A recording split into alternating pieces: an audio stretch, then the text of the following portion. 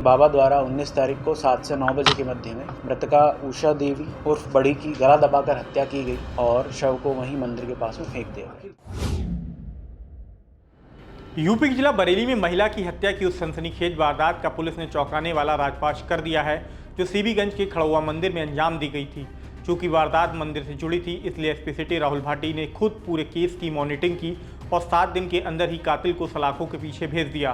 कातिल कोई और नहीं बल्कि मंदिर का बाबा ढाकन लाल उर्फ भगत जी निकला। थाना किला के कटघर में रहने वाली जिस महिला उषा देवी की हत्या की गई थी, वो वारदात वाले दिन भी रोजाना की तरह मंदिर गई थी, लेकिन वापस नहीं लौटी। अगले दिन उसका शव मंदिर के पास झाड़ियों में मिला था। शरीर पर चोट के निशान थे। आइए पहले आपको एसपी सिटी राहुल भाटी की जुबानी सुनवाते हैं कि वारदात को किस तरीके से अंजाम दिया गया, फिर आपको बताएंगे कि कत्ल के पीछे क्या वजह रही।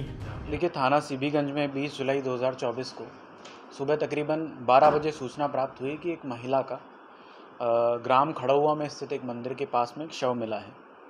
इस पूरे घटनाक्रम की जानकारी की गई। फील्ड यूनिट द्वारा घटनास्थल को विजिट किया गया। सारे उच्चाधिकारियों द्वारा घटनास्थल का निरीक्षण किया गया। सारे साक्ष्य इकट्ठे किए गए। सारी साक्ष्य इकट्ठे करने के बाद पुलिस इस निष्कर्ष पर पहुंची कि उस खड़ौआ स्थित मंदिर के ही बाबा, जिसका नाम बाबा ढाकन लाल उर्फ भगत जी निवासी ग्राम खड़ौआ थाना सीबीगंज है, उसके द्वारा हत्या को अंजाम दिया गया।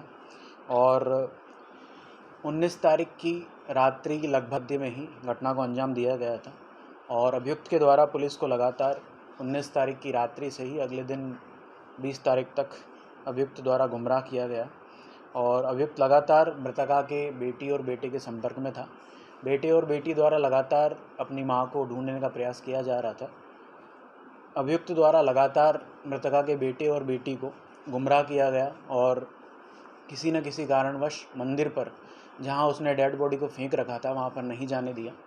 अगले दिन जब बाकी व्यक्ति, जो अन्य मंदिर पर लोग आते हैं, उनके द्वारा जब मंदिर पर 11 बजे के करीब जो लोग मंदिर पर आते हैं, उनके द्वारा जब ये जानकारी हुई कि वहाँ पर कोई शव पड़ा है, तब बाबा के द्वारा ही 11:40 पर अगले दिन उनके घर वालों को सूचित किया कि वहाँ डेड बॉडी पड़ी है।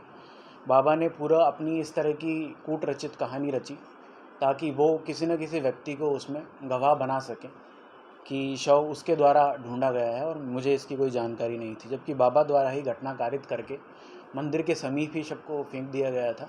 और बाबा द्वारा 19 तारीख की रात्रि में ही घटनास्थल के निकट ही एक गड्ढा खोदकर शव को दबाने का प्रयास भी किया गया। चूँकि लगातार वहाँ पर लोगों का मूवमेंट चल रहा था, तो बाबा द्वारा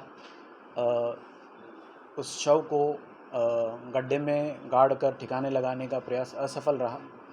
अंततः सारे जो हमारे साक्ष्य थे और जो सारे सर्कमस्टेंशियल एविडेंस थे, वहाँ पर जो लोग आखिर 19 तारीख को शाम 6:30 बजे आखिर जिन लोगों द्वारा बाबा और मृतका को देखा गया, इन सभी साक्ष्यों के और गवाहों के आधार पर तथा सर्कमस्टेंशियल एविडेंसेस के आधार पर तथा बाबा की सीडीआर और अन्य व्यक्तियों की सीडीआर के आधार पर इस निष्कर्ष पर पहुंचा कि बाबा द्वारा 19 तारीख को 7 से 9 बजे के मध्य में मृतका उषा देवी उर्फ बड़ी की गला दबाकर हत्या की गई और शव को वहीं मंदिर के पास में फेंक दिया गया। कत्ल की इस वारदात में जितना चौंकाने वाला कातिल का नाम है, उतना ही उसके पीछे की वजह भी। दरअसल उषा देवी के पति की मौत हो चुकी थी।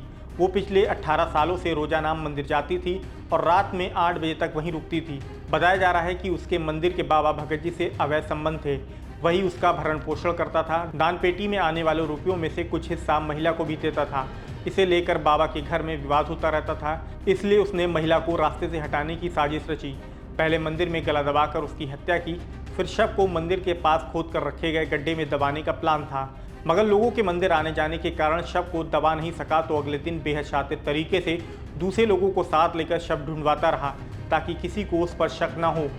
जैसा कि पूरा इस घटनाक्रम में पता किया गया कि मृतका उषा देवी उर्फ बड़ी इस मंदिर पर 17 से 18 वर्षों से आती जाती रहती थी। घटना के दिन भी वो सुबह लगभग 7 से 8 बजे अपने घर से निकली थी और शाम 6:30 बजे तक मृतका की बात अपने घर वालों से हुई थी। लगभग प्रत्येक दिन बिना चूके वो महिला पूरे दिन इसी मंदिर पर रहती थी।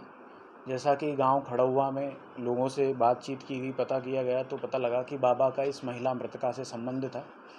जो भी दान पात्र में रुपए आते थे वो अभियुक्त द्वारा मृतका को भी दिए जाते थे और उसका जीविकापार्जन बाबा द्वारा ही किया जाता था। ये बात बाबा के घरवालों को पता लगी। बाबा के घरवाले इस बात से रुष्ट थे। बाबा इस महिला से पीछा छुड़ाना चाहता था और इसी वजह से बाबा ने आक्रोश में आकर इस महिला की हत्या कर दी।